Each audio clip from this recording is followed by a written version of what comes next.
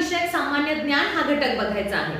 भाषा विषयक सामान्य ज्ञानामध्ये काय विचारलं जातं तुम्हाला, तर तुम्हाला एखाद्या पुस्तकाचे लेखक कोण आहेत, सर्वात फेमस जे प्रसिद्ध पुस्तक असेल किंवा प्रसिद्ध कविता असतील त्याचे लेखक कोण आहेत, कवयित्री कोण आहेत, किंवा एखादी घोषणा असेल, ही घोषणा जी फेमस घोषणा असेल, प्रसिद्ध घोषणा असेल, ती घोषणा कुणी दिली, किंवा ग्रंथ कुणी लिहिला, किंवा त्या ग्रंथाचे लेखक कोण आहेत, अशा प्रकारचे जे प्रश्न असतात ते प्रश्न सामान्य ज्ञानावर आधारित असतात। मग ते तुम्हाला माहिती पाहिजे।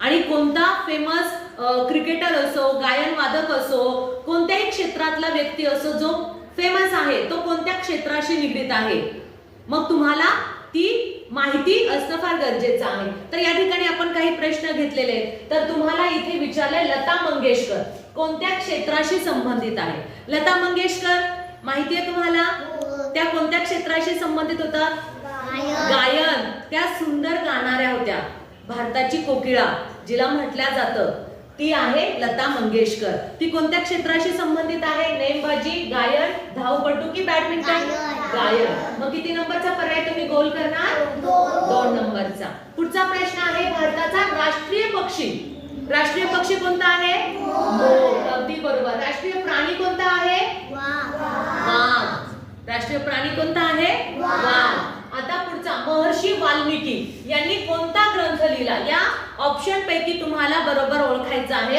महर्षी वाल्मिकी यांनी कोणता ग्रंथ लिहिला, रामायण, अगदी बरोबर।